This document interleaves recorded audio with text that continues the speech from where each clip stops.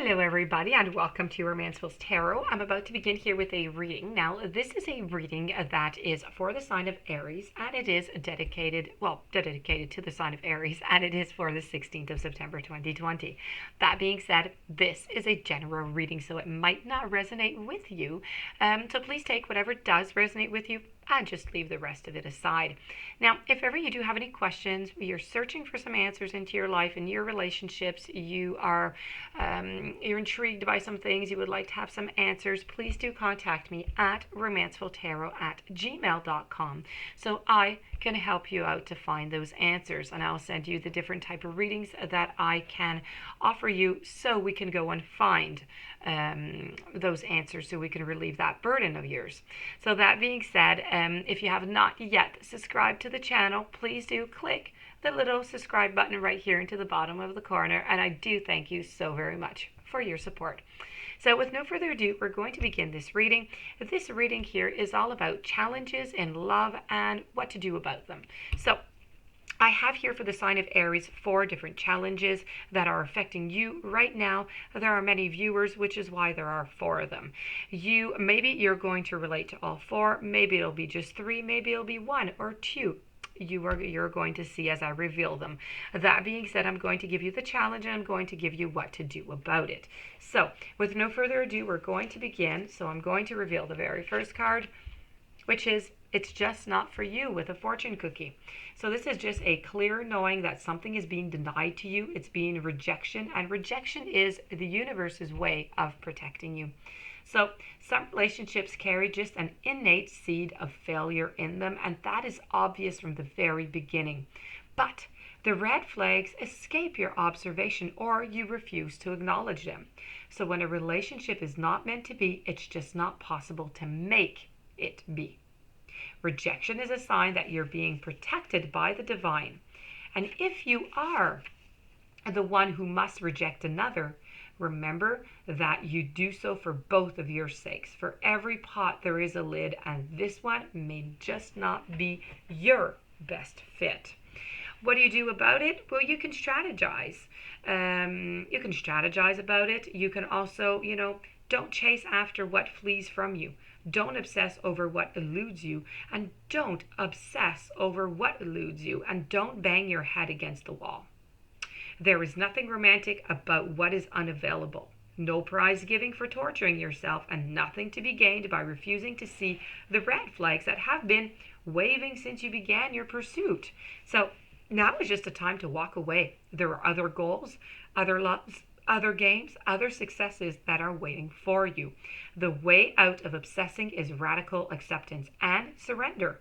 So Spirit here wants you and only the best for you. And this is a sign that you have something that is much better that is waiting for you. So you must trust in what the universe has for you. Moving on, we have By the Book. This is all about abiding by social rules, its conformity, it's respecting cultural, family customs, universal laws. Okay, so in a relationship here, getting along with others entails understanding and respecting who they have become as a result of their environment, their culture, their experiences.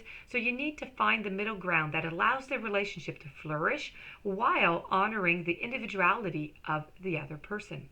You need to play things by the book instead of trying to break the rules or pressure others to conform to the way that you want them to do. Your connection is going to deepen as a result. Now is the time for real change in consciousness, as you are incited to revolt. Challenge the structures that are limiting authentic progress. It is not enough to rebel in small little ways. This is a call for revolution.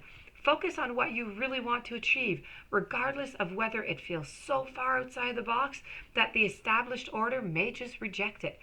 Genius inventions and transformations are rarely comfortable and less likely to be accepted by the mainstream. It may be time for you to say no to the way of your group. Take a stand and make real changes. It could be that the structure of your inner world is alerting you to the need for a complete overhaul. And this is a time for transformation. So let go of the fear of change. Your intuition will lead you through the darkness. There is no turning back now. Trust that light will dawn. Epiphanies will surely lead to miracles. Okay? Following up here, we have the card of the observer. So maybe it's time for you to do some observing, some perspective, some objectivity, some neutral observation, but from a distance. Okay? Very important. Sometimes you just can't see the forest for the trees in your way, and feelings can get all jumbled up, and often you hear one thing when a person says another. It can be like an echo of an unresolved past experience that is dubbed over your conversation. So take time out before you react. It's likely that the other person has no idea how his or her words have affected you. Take a few steps back and lend understanding to the situation. Have faith in your connection and trust that you can come together. Take to the higher ground now and cultivate curiosity about what you observe in yourself, in others, and in the landscape. You will find things that are much improved sooner than you know. Now, what to do all about this? Ever think about sometimes your life options are suction cupped to your face and you can't see beyond yourself? There's a big world out there and a multitude of potential realities that you are unable to perceive at the present. So you're a little stuck, and it's time to get advice from someone that you trust, someone who has your better perspective on your circumstances. Other points of view are needed now before you move forward, so take heart. A beautiful vista is waiting for you to drink in it. You just need a little bit of help widening your scope before your small self, okay? So you need to widen, you need to observe, you need to see everything that is going on around you. Following, the final card is all about mending. So this is all about saying I'm sorry and accepting it with the people that you love. So it's forgiveness, it's making amends, it's healing after arguments. If there's anything in here, it's one of the most important cards, I do have to say. Relationship messages here is you've come to a place where forgiveness is necessary, and if you're to move forward, separate or together, you and the other person are still experiencing the effects of hurt that is impacting every single thing you do, even if you're not aware of it. The energy needs to be clear on what you must do to bridge this gap. Ask yourself that question. Closing your heart is just not the answer. You have the power to heal this wound. Ask yourself, what would love with a capital L do? Only good is going to come out of forgiveness and of honest redness. Now, of course, you must forgive, okay? Also, heartbreak is a strange healer of souls. Our grief kind of strips away our masks and loosens our tight hold on our separateness. So where we view ourselves as I and the world as it, loss allows us to see ourselves as a part of a larger scheme that is opening us up to sympathy, empathy, and dependence on others in the moment when we can't hold ourselves together. And it leads us to become one with the greater whole again. Pain and suffering is part of life, and none of us will be immune to it. Can you view this loss, this pain, this dissonance as a way back to the very source? Let your sorrow break your heart wide open so you will never be left behind.